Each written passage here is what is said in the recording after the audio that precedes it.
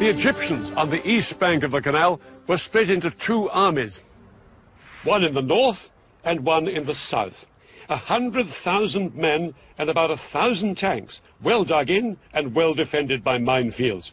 They looked impregnable.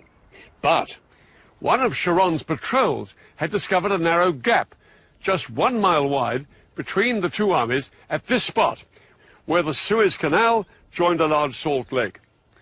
Sharon was ordered to push through here with his tanks, widen the gap, and secure a corridor through to the canal.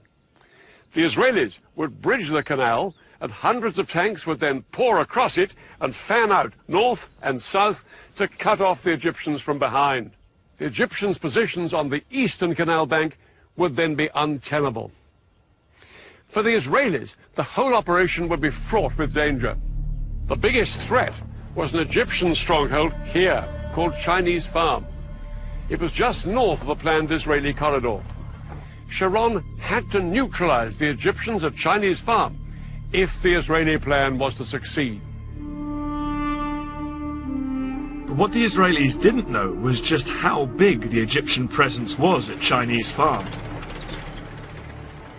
Large numbers of Egyptian tanks and infantry were gathered there. Unaware of how outnumbered they were, at dusk on October the 15th, the Israeli assault force moved in. Sharon's tank crews approached Chinese Farm to make their surprise attack. They moved in from 3 different directions, but the Egyptian position was a lot stronger than the Israelis had expected. A ferocious night battle erupted between the Israelis and the Egyptians. Both sides now faced the same problem. The fighting was at such close quarters that it was difficult to tell who was friend and who was foe. At one point, when my tank had stopped, an Egyptian soldier climbed onto it and asked me in Arabic for a cigarette. He thought we were Egyptians. I bent down and pulled the pin on a grenade and tossed it at him. All night, the Egyptians put up a stiff defense. They disabled Israeli tanks and killed and wounded enemy soldiers. The Israelis realized they faced a tough fight to secure the vital road to the canal. The Egyptians were spread out like a horseshoe. They could shoot at us from 3 sides. It was a carpet of fire, the bullets were everywhere. I thought, from here, we are not going to get out alive.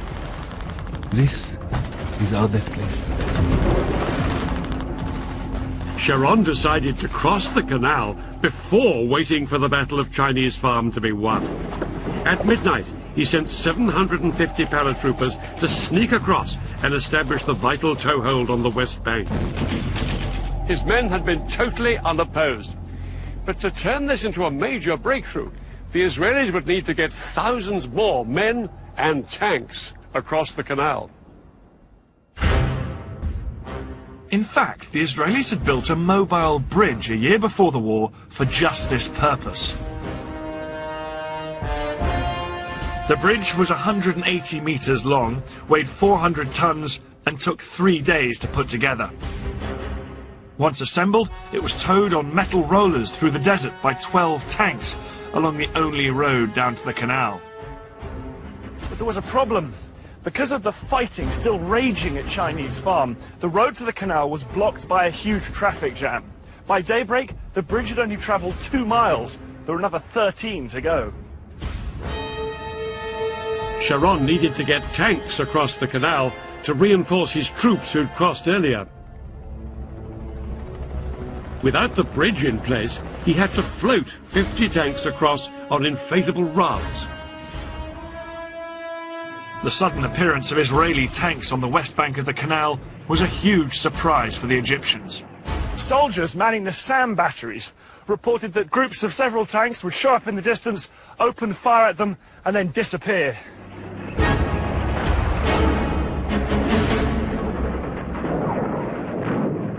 Later that day, on the evening of October the 16th, the Israeli Prime Minister Golda Meir triumphantly told the Israeli Parliament their troops had crossed the canal into Africa. In reality, it would be another 2 days before the Israelis secured the corridor to the canal. It wasn't until October the 19th that the bridge was finally in place.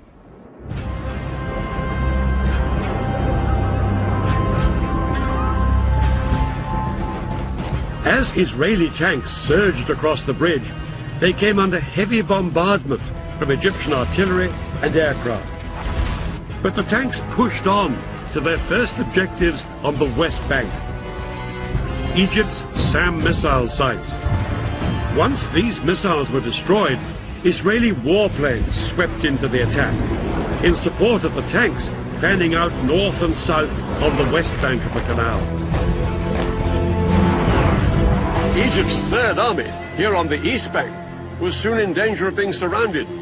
Shazli urged that some units should be pulled back here to the west bank to fight the Israelis. President Sadat replied abruptly, "No retreat." He believed that reducing forces on the east bank would risk losing everything they'd fought for. But Sadat was ready for a ceasefire.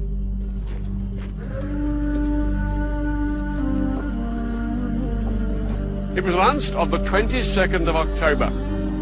The Israelis agreed to the ceasefire as well, but in reality ignored it and pushed on south to secure more land west of the canal.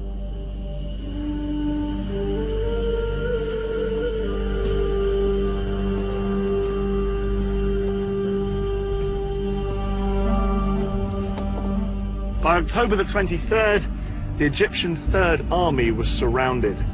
The supply lines of its 45,000 men were cut.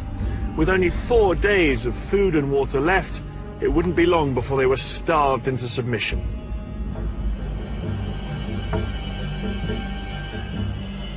Some Egyptian soldiers were so desperate they surrendered. Others hung on. No food come to us, no munitions come to us, no evacuation of any injured, no water, and we didn't need gas because we weren't going anywhere. And just when it seemed to be over, the war took a dramatic turn.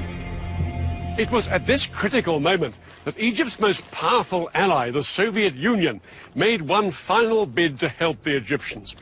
The Soviet president, Leonid Brezhnev, told the Americans unless they agreed to send a joint US-Soviet peacekeeping force to the Middle East, he would send Soviet troops on their own. The Americans were determined that no Soviet troops would enter the Middle East. In a sudden escalation, America put its nuclear forces on alert. US nuclear missiles were readied in their silos, and 2 aircraft carriers with nuclear strike forces were ordered to the eastern Mediterranean. The implied threat of nuclear war forced Brezhnev to make a choice: to escalate or to climb down.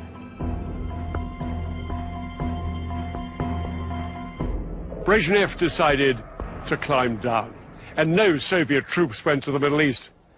But the flurry of international pressure had made its mark. On October the 25th, the Israelis finally heeded the ceasefire, and the October war was effectively over.